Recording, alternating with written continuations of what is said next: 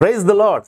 ప్రభువైన యేసుక్రీస్తు ఘనమైన నామములో మిమ్మల్ని అందరినీ కూడా ఈ యొక్క BCE బిబ్లికల్ క్రిస్టియన్ ఎడ్యుకేషన్ ఛానల్కు ఆహ్వానిస్తున్నాను. పిల్లరా, ఈ యొక్క బిబ్లికల్ క్రిస్టియన్ ఎడ్యుకేషన్ ద్వారా బైబిల్ సర్వే సబ్జెక్ట్ని మనము ధ్యానిస్తూ ఉన్నాం.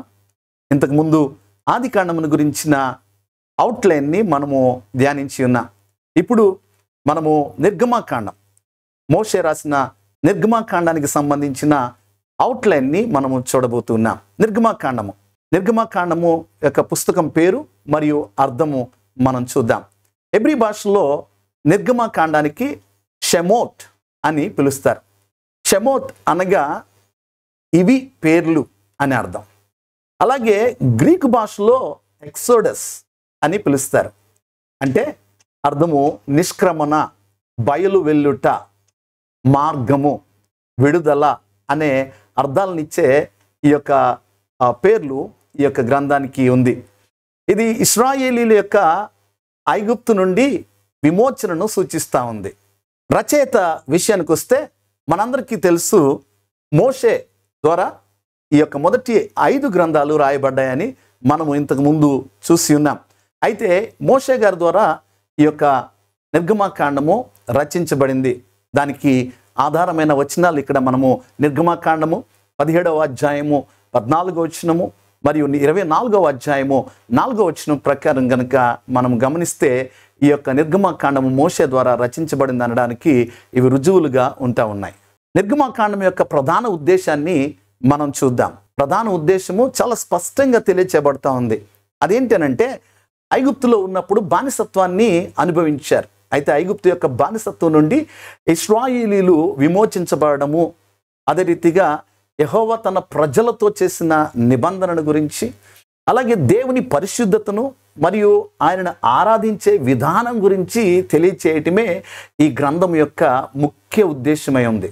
అంటే ఇశ్రాయేలీలు ఐగుప్తు బానిసత్వంలో నుండి ఏ రీతిగా విమోచించబడ్డారు, దేవుని యొక్క ఉద్దేశం ఏమై ఉంది వారిని విడుదల చేయటంలో, అలాగే దేవుడు తన ప్రజలతో ఏ నిబంధన చేసుకుని ఉన్నాడు, ఆయన పరిశుద్ధత ఎలాంటిది, ఆయనను ఆరాధించే విధానం ఎలాంటిది తెలియచేయడానికే ఈ గ్రంథము రాయబడినట్టుగా మనం చూస్తూ ఉన్నాం.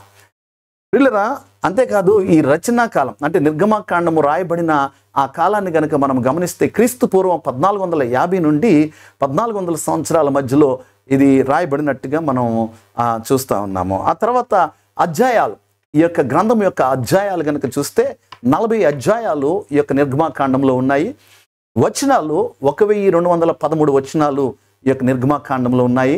అలాగే ఈ యొక్క నిర్గమాకాండం యొక్క ముఖ్య అధ్యాయం ఏదంటే 20వ అధ్యాయం. ఎందుకనంటే 20వ అధ్యాయంలో ఎక్కువగా దేవుడు తన ప్రజలైన ఇశ్రాయేలీయులకు ఇచ్చిన ఆజ్ఞలను మనం అందులో చూస్తూ ఉన్నాం.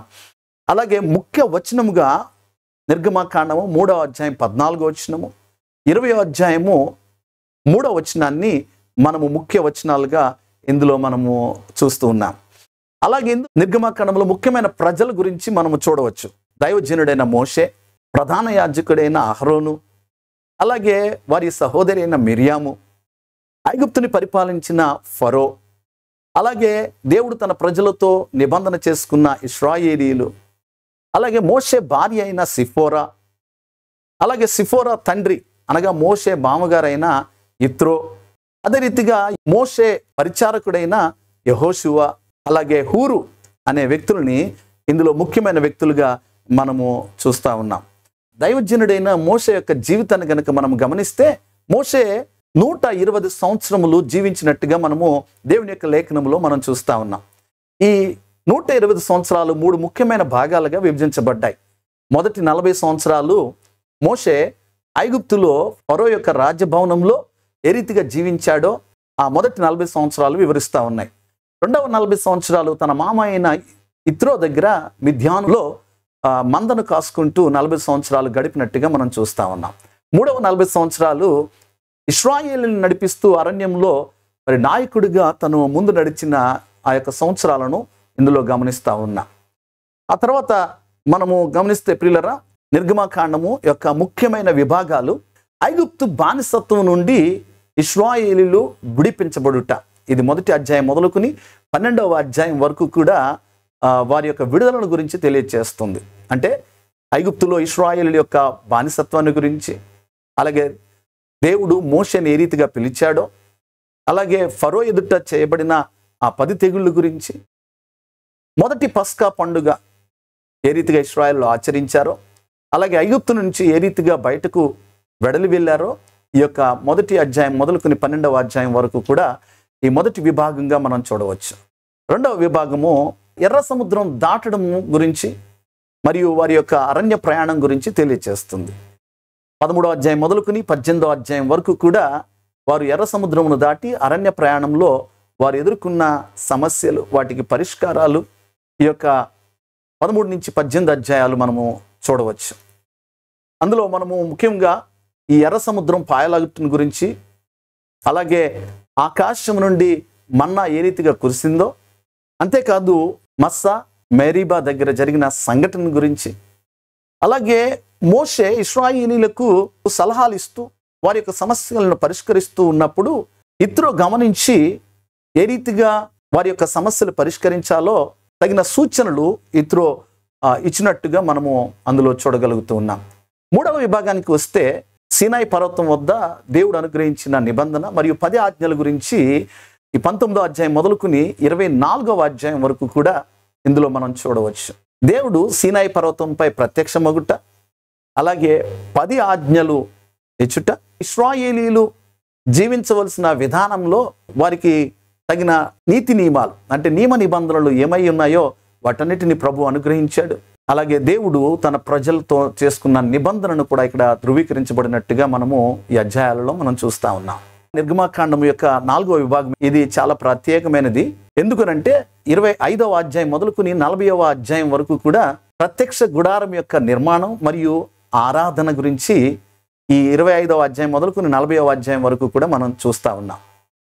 ఇందులో ప్రత్యక్ష గుడారం గురించి అంటే పరిశుద్ధ మందిరం యొక్క నమూనా, అలాగే ఇశ్రాయేలీయులు బంగారు దూడను చేసుకుని వారు దేవునికి విరోధముగా పాపం చేయటం గురించి, అదే రీతిగా ప్రత్యక్ష గుడారం యొక్క నిర్మాణం పూర్తి కావడం గురించి ఈ అధ్యాయాలలో మనము చూస్తా ఉన్నాం. కాబట్టి ఈ 4 విభాగాలు కూడా ముఖ్యమైన విభాగాలుగా మనము నిర్గమాకాండంలో మనం చూస్తున్నాం.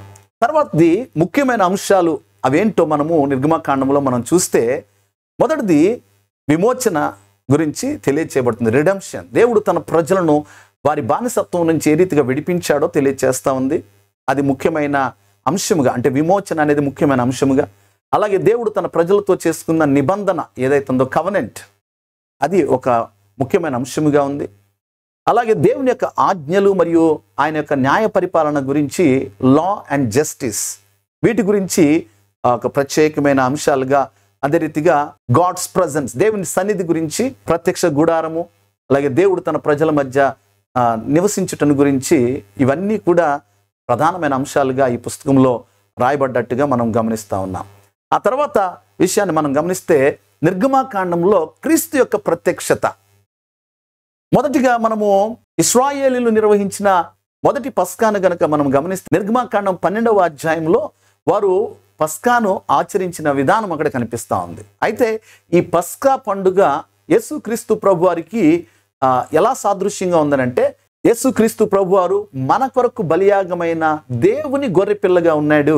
కాబట్టి ఆ యొక్క పస్కా యేసుక్రీస్తు ప్రభు వారికి సాదృశ్యంగా ఉన్నట్టు కొరింథీ రాసిన మొదటి పత్రిక 5వ అధ్యాయం 17వ వచనంలో పౌలు గారు తెలియజేస్తూ ఉన్నారు.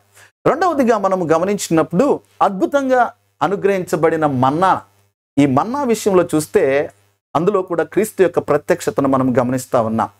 ఎందుకు అనంటే యేసుక్రీస్తు ప్రభువారు క్రొత్త నిబంధన గ్రంథంలో మన్నా గురించి చెప్తూ ఆయన పరలోకము నుండి దిగి వచ్చిన ఆహారం అని చెప్పి మన్నాను పిలిచారు. అలాగే యేసు తన గురించి సంబోధిస్తూ పరలోకము నుండి దిగి వచ్చిన జీవాహారము నేనే అని ఆయన చెప్పి ఉన్నాడు. ఆ విషయాన్ని మనము యోహాను సువార్త 6వ అధ్యాయం 31వ వచనం నుంచి 33వ వచనం వరకు మనము అందులో గమనిస్తూ ఉన్నాం. మూడవదిగా మనం గమనించినట్లయితే మోషే బండను కొట్టిన సందర్భం, ఇది క్రీస్తును సూచిస్తూ ఉంది. అంటే నిర్గమాకాండం 17వ అధ్యాయం 3వ వచనం నుంచి 7వ వచనం వరకు ఆ విషయాలు మనము గమనించవచ్చు. ఆ తర్వాత క్రొత్త నిబంధనలకు వచ్చేసరికి ఈ యొక్క బండ యేసుక్రీస్తు ప్రభు వారికి ఏ రీతిగా సాదృశ్యంగా ఉందో పౌలు గారు తెలియజేస్తా ఉన్నారు.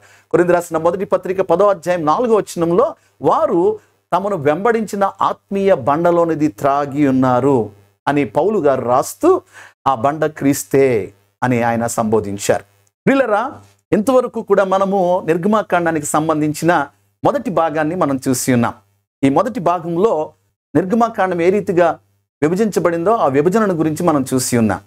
అయితే రెండవ భాగంలో మరిన్ని ఆసక్తికరమైన విషయాలు మనం చూడబోతూ ఉన్నాం. అవేంటనంటే ఐగుప్తులో ప్రభువు జరిగించిన 10 తెగుళ్ళ గురించి, అలాగే ప్రభు ఇశ్రాయేలులకు ఇచ్చిన 10 ఆజ్ఞల యొక్క వివరణను గురించి, అంత మాత్రమే కాదు కానీ ప్రత్యక్ష గుడారం యొక్క వివరణను గురించి, అలాగే ఎర్ర సముద్రం దగ్గర ప్రభు చేసిన అద్భుతాలు ఏమై ఉన్నాయి అనే విషయాన్ని గురించి మనం రెండవ భాగంలో మనము వివరంగా చూడబోతున్నాం. కాబట్టి stay tune to BCE biblical Christian education, educating for eternity. దేవుడు మిమ్మల్ని దీవించును గాక. ఆమేన్.